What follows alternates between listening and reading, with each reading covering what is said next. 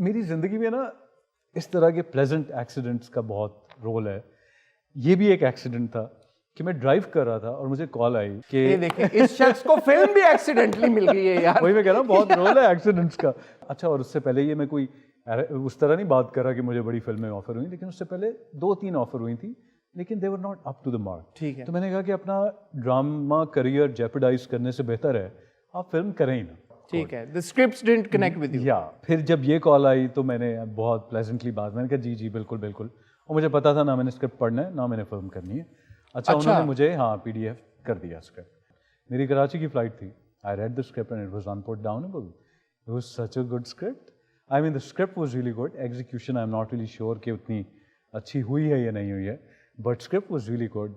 तो मैंने कहा let's give it a try.